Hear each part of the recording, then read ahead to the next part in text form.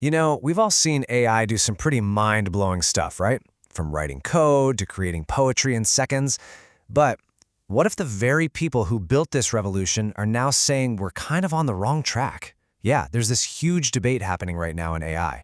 Are we this close to true intelligence? Or have we just built a really impressive dead end? I mean, listen to this. This is a quote from Yann LeCun. He's Meta's chief AI scientist and a winner of the Turing Award, which is basically the Nobel Prize for computing. This guy is one of the godfathers of the whole deep learning thing. And he says that what we're doing right now sucks.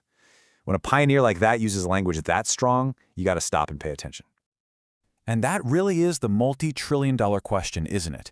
If the incredible AI we see today isn't actually on the path to human-level intelligence, then what's the missing piece? What's the secret ingredient that's going to unlock that next massive leap forward? To get to that answer, we first have to get real about the limits of our current models. It turns out, it's not about making them bigger or feeding them more data. It's about a really fundamental difference in how they learn about the world in the first place. Okay, let's think about it like this. An LLM learns from a massive data diet, right? It just consumes trillions of words and images from the internet.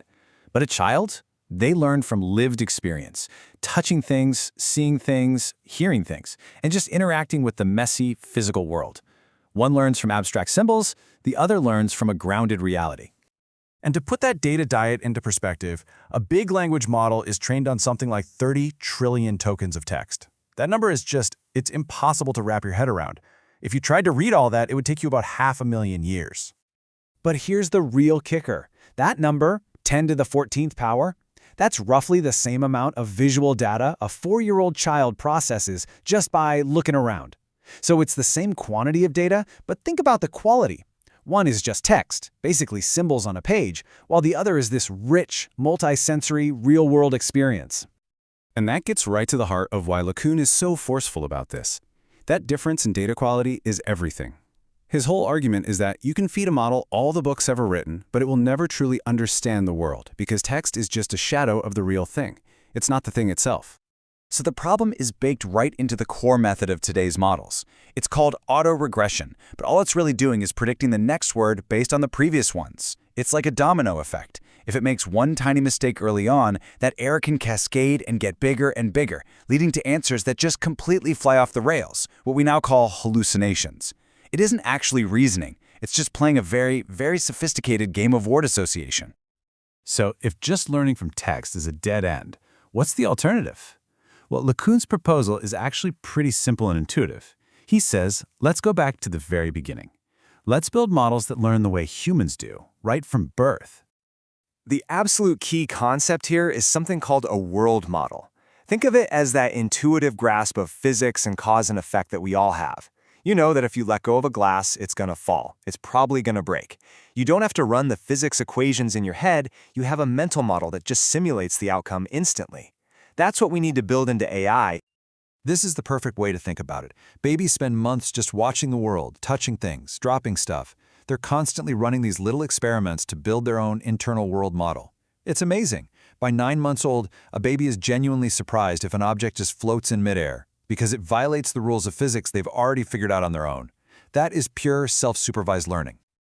Okay, so the goal is to build a world model. Sounds great, but how in the world do you actually translate that idea into a neural network? Well, LeCun has a blueprint for that too. It's called JEPA. That stands for Joint-Embedding Predictive Architecture. The secret sauce is right there in the name. It learns by predicting abstract representations. So instead of trying to predict every single pixel in the next frame of a video, which is basically an impossible task, it focuses on predicting the idea, the gist, of what's going to happen next. And here's a great way to picture the difference.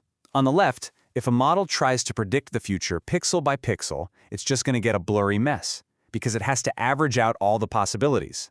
But on the right, the JEPA approach, it predicts an abstract representation. It's like predicting the concept of a car moving forward, without worrying about the exact glimmer of a reflection on the windshield. That task is way more manageable, and ultimately, a lot smarter. Now, this isn't just a theory on a whiteboard. This is real. Researchers at Meta AI just published a paper showing this exact idea working in practice. They built what they call an image world model, or IWM for short. It all starts with an image, like this penguin here. The model's first job is simply to create a rich, internal, abstract representation of what it's seeing. All right, now this is where it gets really cool. They can ask the model to predict what the internal representation of that penguin would look like if the brightness were cranked up. Now notice, the model isn't painting new pixels. It's transforming its internal understanding of the image. The final picture you see on the right, that's just a real photo from a database that best matches the model's new predicted idea. And it's not a one-trick pony. The very same model can then be asked to predict the abstract change for contrast. And you can see, again, it's operating on a conceptual level. It's not just fiddling with pixels. And one more time, just to really drive the point home, here it is applying the abstract concept of hue. All of this shows that the model has learned a flexible world model for how images work. It actually understands the concepts, not just the raw data. So what did they learn from all this? Well, a few key things. First, having this world model was absolutely essential for learning useful things about images. Second, making that world model network bigger and more powerful was the key to its success. And finally, and this is a big one, this approach is way more efficient. You can teach the model new tricks by just fine-tuning a small part of it, which is so much cheaper and faster than retraining the whole thing from scratch. So let's step back. What does this all mean for the future of AI? It really does point toward a pretty fundamental shift in our whole strategy. The big takeaway is this. The path forward for AI isn't just about making our current language models bigger and throwing more text at them. It's about building a whole new type of AI system, one that can build its own internal models of the world, allowing it to truly perceive, to reason, and to plan. And we'll end with this challenge, straight from Yann LeCun. He's basically throwing down the gauntlet to the next generation of AI researchers. He's saying if you really want to solve intelligence, the real action isn't in LLMs anymore. The future, he's betting, lies in architectures like I-JEPA that can learn about the world the same way we do. And that leaves us with a pretty fascinating question. Are we on the verge of a brand new era in AI?